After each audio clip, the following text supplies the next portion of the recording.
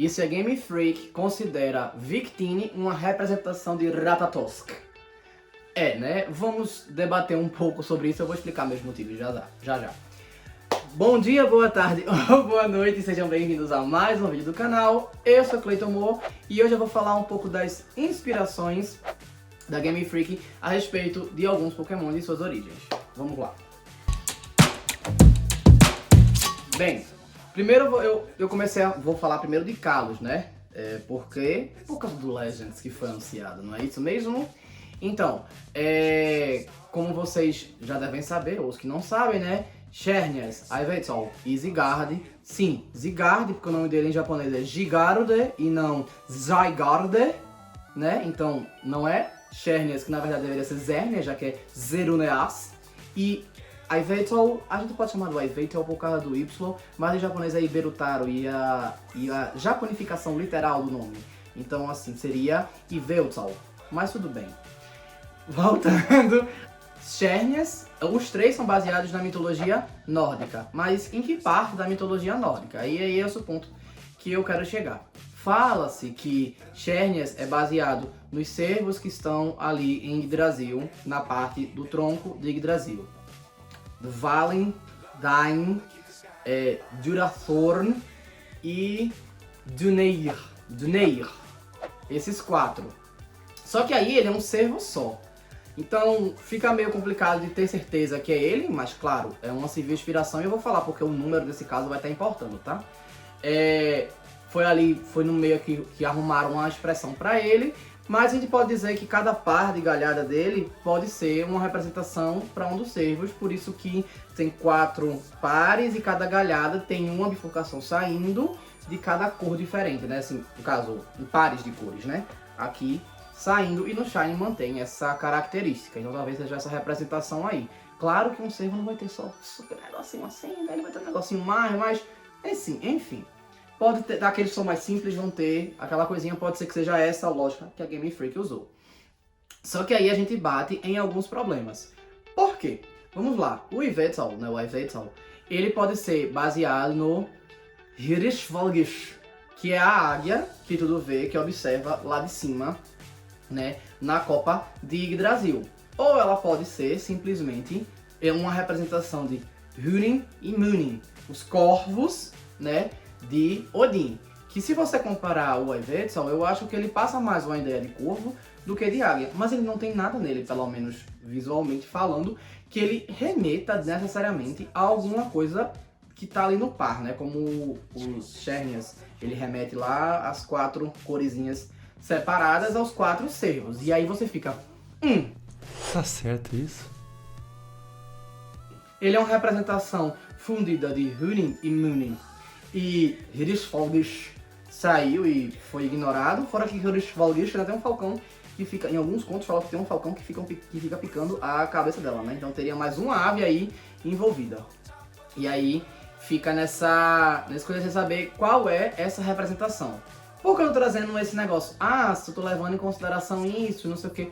Porque eu vi uma teoria que fala que Zygarde, que obviamente nessa distribuição seria Yveltal como Hirschvalgish, porque ela tá por fora de Yggdrasil.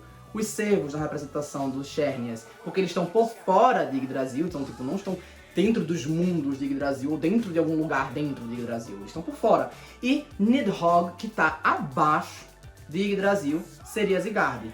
Eu vi uma teoria que fala que cada uma das formas de Zygarde, né, que no caso seria o cachorro, né, a forma serpente dele e a forma dele Megazord, minha gente, pelo amor de Deus, né, seria uma representação para 3 dos filhos de Loki, né, que seriam, no caso, Fenrir, Jormungandr e Hel.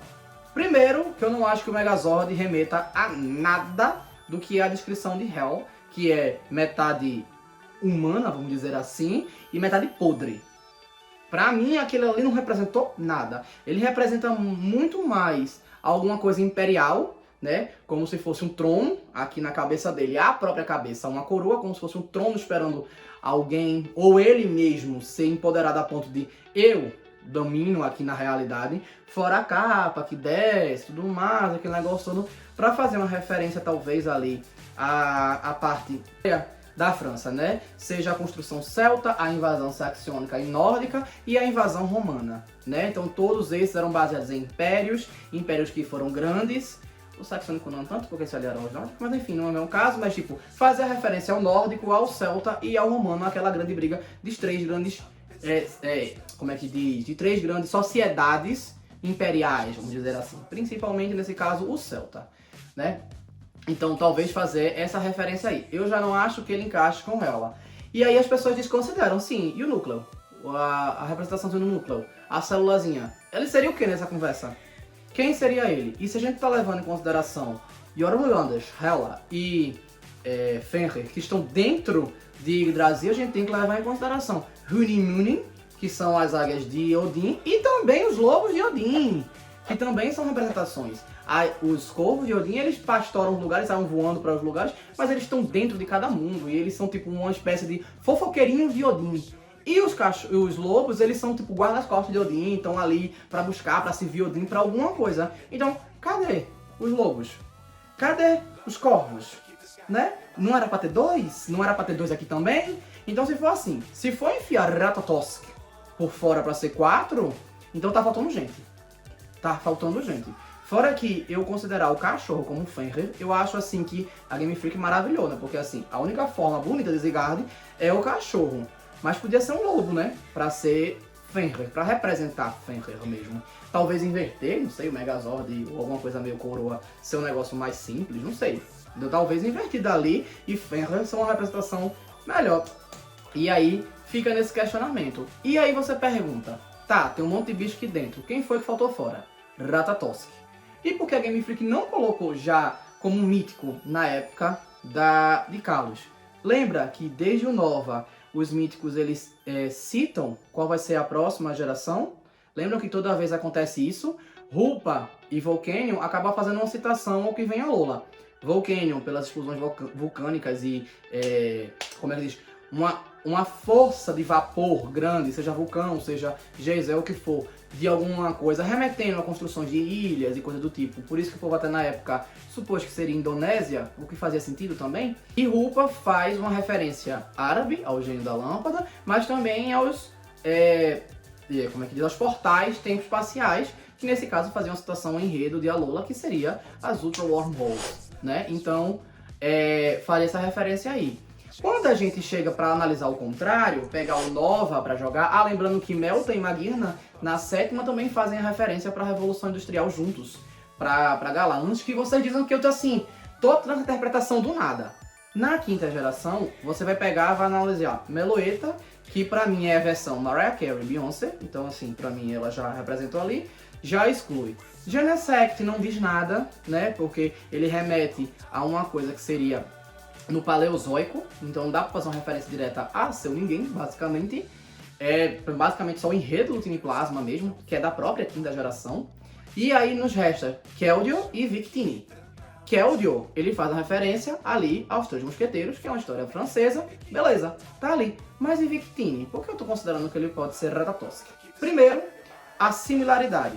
Ele parece um esquilinho, realmente.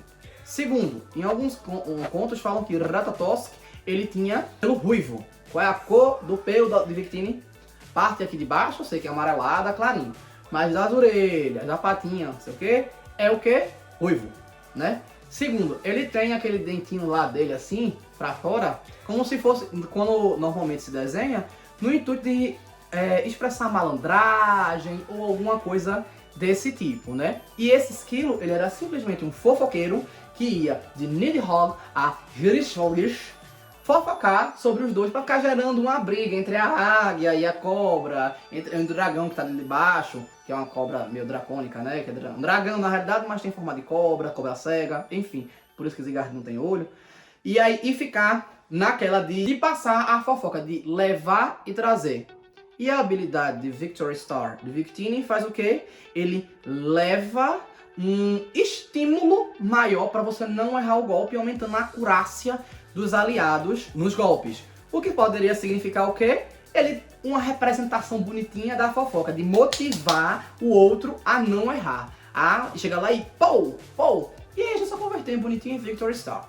Além do mais, Victini está envolto num enredo que é sobre guerra de dois lugares, né? No caso, ali na quinta geração, ele está envolto em Zekrom e Reshiram, na briga ali dos filhos do rei, que possui o Victini, mas não se fala necessariamente que o Victini nasceu ali ou que é daquela região especificamente. A ponto que o número da Pokédex de Unova que Victini pertence é o número 0.